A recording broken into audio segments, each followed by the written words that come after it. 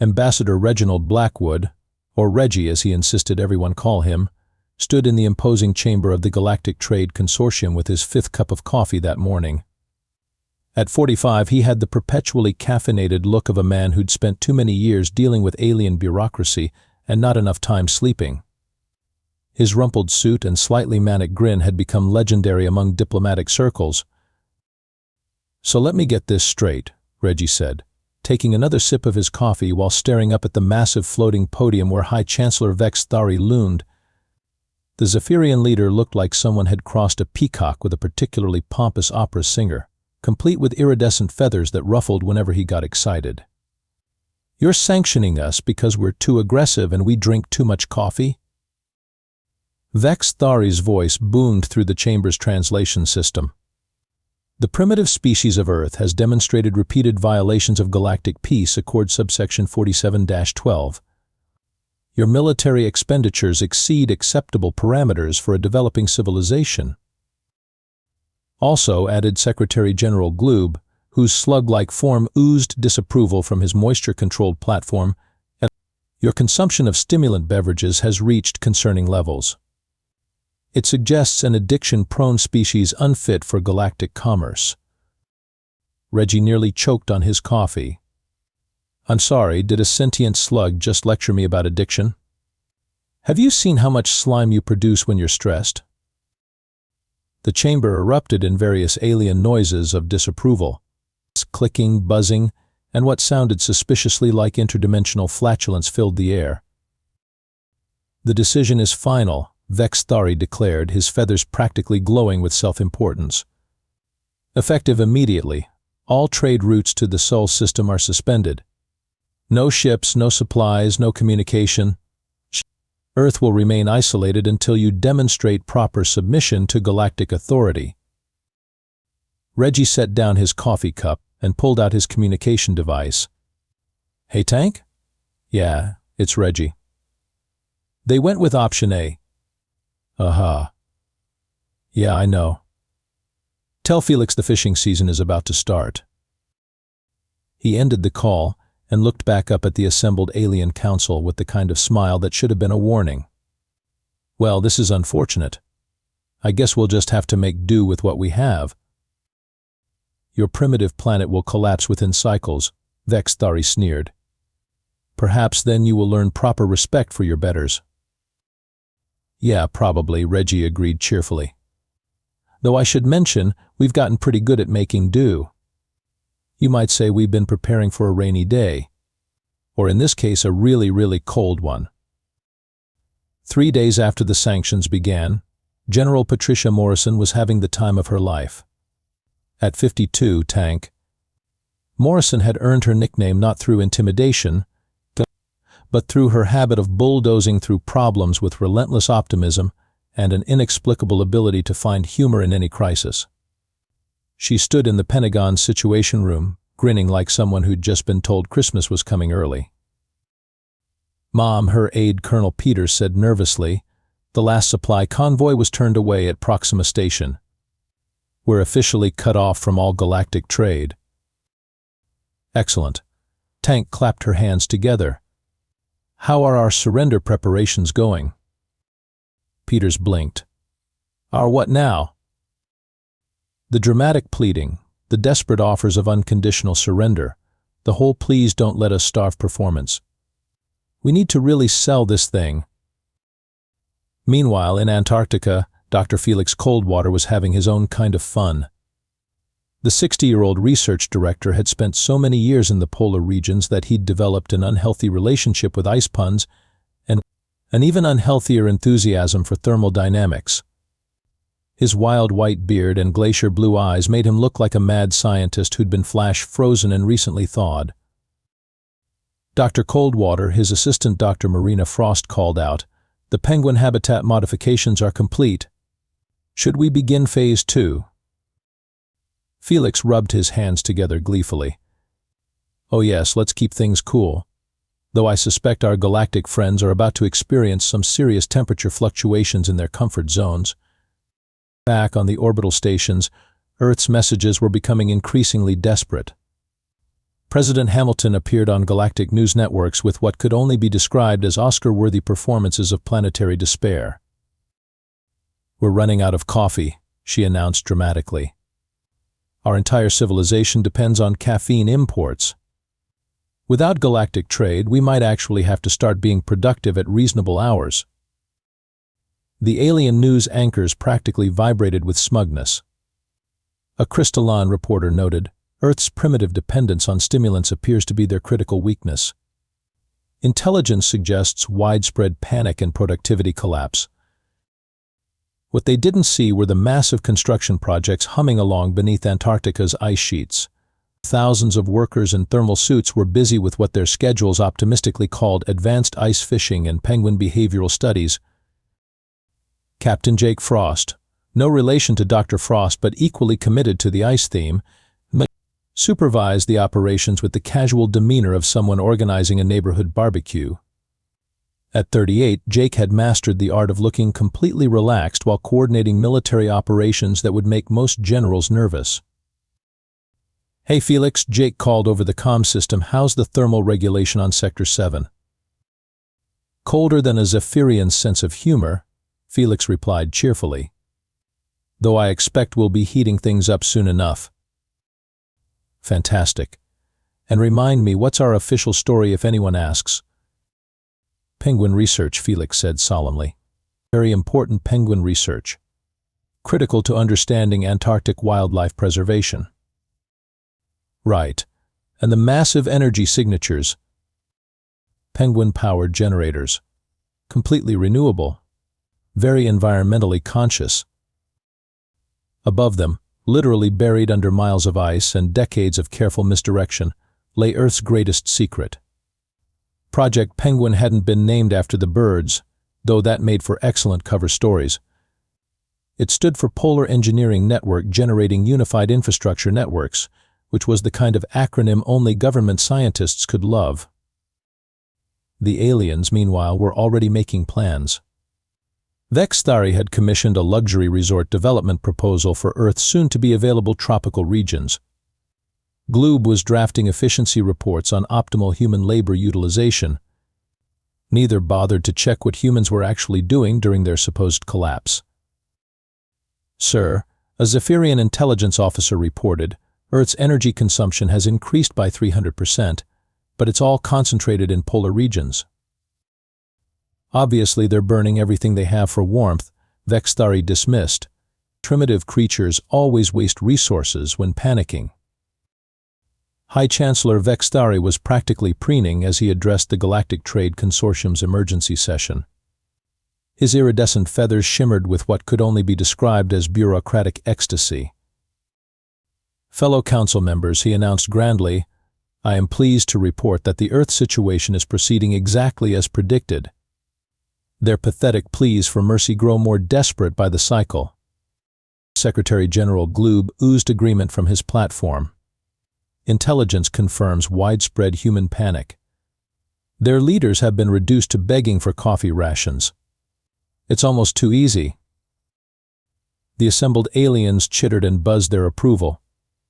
The Mantoid representative clicked enthusiastically. Their surrender offers have become increasingly generous. They're now offering to trade their entire moon for a single supply ship. "Amateurs," scoffed the Crystalline delegate. "Any competent species would have developed strategic reserves." Back on Earth, Captain Jake Frost was indeed developing strategic reserves, though not the kind the aliens imagined. He stood on an observation deck that technically didn't exist, watching massive mechanical systems that officially weren't there, while sipping coffee that had definitely not been smuggled in through interdimensional channels. "Jake," came Dr. Coldwater's voice over the comm, "the thermal core is running at optimal efficiency. We're ready for the next phase whenever Tank gives the word." "Copy that, Felix. Though I have to ask, are you sure about the structural integrity calculations?" "Oh, absolutely. Though I should mention, when this thing goes active, it's going to show up on sensors from here to the Andromeda Galaxy." "That's kind of the point," Jake replied cheerfully. Meanwhile, the aliens were already dividing up Earth's assets. Vexthari had claimed naming rights to the planet's future designation as Zephyrian Agricultural Colony 7. Gloob had filed paperwork to establish slug farms in what used to be called Australia. The Mantoids were excited about setting up hunting preserves in the Amazon. The beauty of this operation, Vexthari explained to his staff, is that we barely had to fire a shot. Economic pressure, properly applied, is far more efficient than military conquest. His military advisor, Commander Zach D., seemed less convinced. Sir, there are some unusual energy readings from Earth's polar regions. Perhaps we should investigate? Nonsense, Vexthari waved a feathered appendage dismissively. They're obviously burning their infrastructure for heat. Desperate measures from a desperate species. Back in Antarctica, Dr. Coldwater was having the conversation of his career with the project's quantum engineering team. So let me understand this correctly, he said, barely containing his glee. We've essentially built a planetary-scale thermal manipulation system under the ice, powered by zero-point energy extraction, and nobody noticed because they assumed we were just really interested in penguins. Chief Engineer Rebecca Torch nodded. At 41, she had the focused intensity of someone who'd spent decades turning theoretical physics into very practical applications. The beauty is that all our energy signatures look like natural geothermal activity. Plus, the penguin colonies provide perfect cover for our personnel movements. And the structural modifications? Let's just say that when we flip the switch, Antarctica is going to become a lot more than just a continent covered in ice. Felix rubbed his hands together. I love it when a plan comes together. Especially a plan that's been 40 years in the making. The aliens, blissfully unaware of what lay beneath Earth's southern ice cap, continued their victory celebrations. Trade routes were already being redrawn to bypass the Sol system permanently. Tourist agencies were accepting bookings for primitive planet observation tours. The entire Galactic Trade Consortium was treating Earth's isolation as a done deal. Vexthari's final message to Earth was broadcast across all galactic channels. Your species had the opportunity to join galactic civilization peacefully. Instead, you chose aggression and isolation. Consider this your final lesson in the consequences of defying your superiors. The message was received at Earth's Antarctic Command Center, where General Morrison, Captain Frost, and Dr. Coldwater sat around a table that definitely wasn't part of any official facility. Well, Tank said cheerfully, I think it's time for the big reveal. Felix, is everything ready? Ready as a polar bear in a snowstorm, Felix grinned. Though I should warn you, this is going to be visible from several neighboring star systems.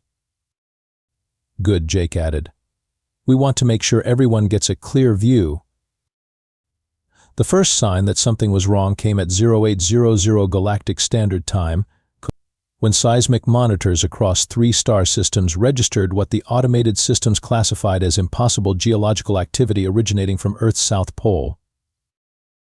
Commander Zach D. burst into High Chancellor Vexthari's private chambers without ceremony, his mandibles clicking with urgent concern. Sir, we have a problem. Earth just registered a magnitude 12 seismic event. Vexthari looked up from his morning preening routine. Magnitude 12? That's impossible. Nothing that primitive could generate that kind of energy release. That's what I thought too, sir. But there's more. The energy signature isn't geological. It's artificial. Back on Earth, Captain Jake Frost was having the most relaxed conversation of his military career, considering that he was standing next to what amounted to a planet-sized engine that had just announced itself to half the galaxy. Felix, he said calmly into his comm unit, please tell me that sound isn't the ice shelf collapsing. Oh no, that's much better than the ice shelf collapsing. Dr. Coldwater's voice crackled back with barely contained excitement. That's the sound of 40 years of preparation finally paying off. You might want to step back from the observation window. The ice didn't crack so much as politely move aside. Massive sections of what had appeared to be natural Antarctic terrain folded away with mechanical precision. revealing structures that definitely hadn't been there on any satellite imagery. Or rather, structures that had been there, but somehow hadn't shown up on anyone's sensors.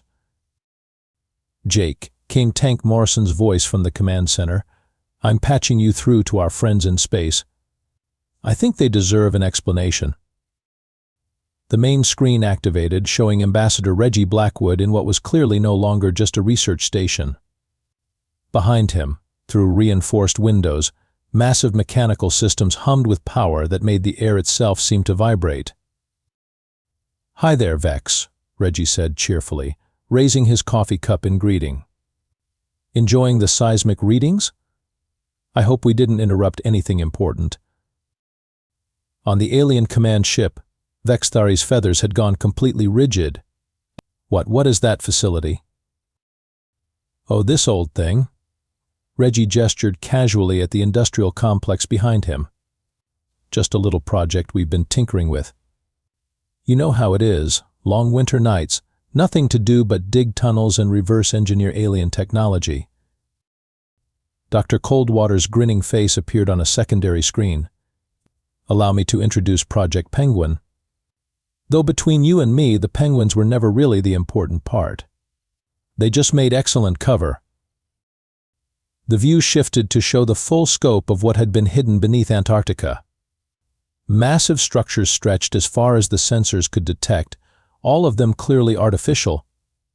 All of them radiating energy signatures that Earth supposedly didn't have the technology to produce. "Impossible," Secretary General Gloob oozed in disbelief. "Our intelligence reports indicated primitive industrial capacity at best."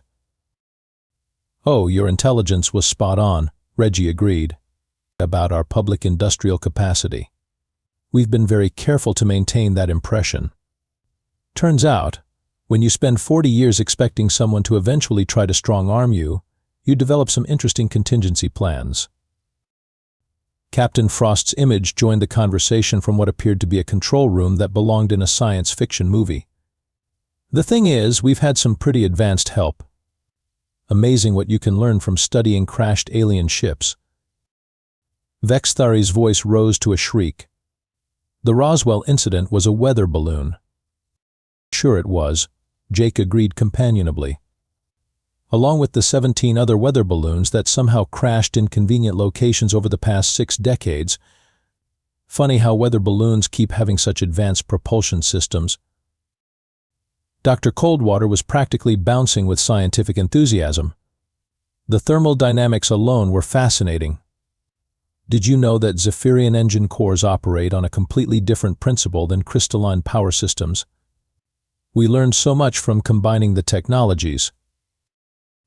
The alien command center had gone completely silent except for the sound of mandibles clicking nervously and Gloob's horrified gurgling. Through their sensors, they could see that what they'd thought was a frozen wasteland was actually the most advanced military-industrial complex in the local star cluster. But you surrendered," Vexthari whispered. "You begged for mercy." "We performed surrender," Tank Morrison's voice corrected cheerfully. "There's a difference. Though I have to say, your intelligence services really need some work. Did nobody think to actually investigate what we were doing down here?" "The penguins seemed like adequate cover," Felix added helpfully. "Though honestly, we were a bit disappointed that you didn't even try to verify our cover story. I mean, penguin research requiring that much industrial equipment? Come on." "Win?" The silence in the Galactic Trade Consortium's emergency session was the kind of quiet that occurs when an entire room full of allegedly advanced beings realizes they've made a more catastrophic miscalculation. High Chancellor Vexthari's feathers had lost their iridescent sheen entirely, now looking more like a molting bird than a galactic leader. "Allow me to properly introduce Earth's actual capabilities," Ambassador Reggie said, his diplomatic smile now carrying a distinctly predatory edge. The camera pulled back to reveal the full scope of the Antarctic facility. "This is Polar Command, one of 7 similar installations we've built over the past 4 decades. 7? Secretary General Gloob's voice was barely a whisper. "Oh yes," Dr. Coldwater jumped in enthusiastically. We have facilities under each major ice sheet, plus a few in some very deep ocean trenches. Turns out, when you want to hide massive construction projects from space-based surveillance, frozen wasteland and abyssal plains are excellent choices. Captain Jake Frost appeared on screen from what was clearly a starship bridge, though not one matching any known Earth technology. The beauty of having 40 years to prepare is that you can be really thorough. We didn't just reverse engineer your crashed ships, we improved on them. Vex Thari found his voice, though it cracked with panic. That's impossible. Earth doesn't have interstellar capability. Earth's public government doesn't have interstellar capability, Jake corrected. Earth's shadow industrial complex has had interstellar capability for about 15 years now. We've been very carefully mapping every trade route, every military installation, and every bureaucratic weak point in your little consortium. The view switched to show a massive hangar bay where sleek ships that looked like someone had crossed human engineering with alien technology were preparing for launch. General Morrison's voice came over the comm with obvious satisfaction. The thing about humans, Vex, is that we're really good at learning from our mistakes. And our biggest mistake was trusting that you'd play fair if we showed you what we could really do. So instead, Reggie continued, we showed you exactly what you wanted to see. A primitive, coffee-dependent species that could be easily bullied into submission. Meanwhile, we've been preparing for this exact scenario. Dr. Coldwater was clearly having the time of his life. The technological integration was the fun part. Zephyrian artificial gravity systems, crystalline power cores, mantoid sensor arrays, even some of Gloob's species' interesting bioengineering concepts. Mix it all together with human stubbornness and engineering creativity, and you get some very interesting results. The Alien Command Center's tactical displays were lighting up with sensor contacts. Ships were launching from Earth's hidden facilities, but these weren't the primitive chemical rockets the aliens expected. These moved with the smooth acceleration of gravitic drives and energy signatures that registered as more advanced than most alien military vessels. You see, Tank Morrison explained, your sanctions didn't weaken us. They gave us the perfect excuse to reveal our actual capabilities. Hard to maintain the primitive planet disguise when you're openly deploying antimatter-powered starships. Commander Zak The's tactical readout was painting an increasingly dire picture. Sir, I'm reading 47 vessels launching from Earth's surface. Energy signatures suggest military-grade shielding and weapons systems. They're moving to intercept our trade routes. But that's not even the best part, Jake added cheerfully. Would you like to see what we've been doing with those quantum engineering principles we learned from the crystalline ship that accidentally crashed in our Antarctic research zone 12 years ago? The space around Earth began to shimmer, and suddenly the planet was surrounded by what could only be described as a defensive grid that hadn't been there moments before. Energy barriers, weapon platforms, and sensor arrays materialized as if they'd been cloaked by technology that shouldn't have existed. Surprise. Felix called out gleefully. Quantum phase shift concealment arrays. We've been building our defensive infrastructure in parallel dimensions for the past decade. Much more efficient than trying to hide everything conventionally. Vex Thari's voice had gone completely flat. How long? How long have you been planning this? Since about 5 minutes after first contact, Reggie replied matter-of-factly. Did you really think we'd believe that an advanced galactic civilization would welcome primitive humans as equals? We started preparing for eventual conflict the moment we realized you considered us expendable. The coffee thing was a nice touch though, Tank added. Really sold the addiction angle. Meanwhile, we've been developing synthetic alternatives that are actually better than the imports. Turns out, necessity really is the mother of invention. The Galactic Trade Consortium's fleet, which had seemed so imposing when enforcing sanctions against a helpless planet, now found itself facing opposition that was not only technologically superior but had clearly been designed specifically to counter their advantages. So here's the new situation, Reggie announced, his diplomatic smile now purely ceremonial. Earth is withdrawing from all existing galactic treaties and establishing our own trade relationships. with whoever wants to deal with us on equal terms. And if we refuse? Vexthari asked weakly. Then you'll find out what 40 years of pent-up human creativity can do when we stop pretending to be harmless.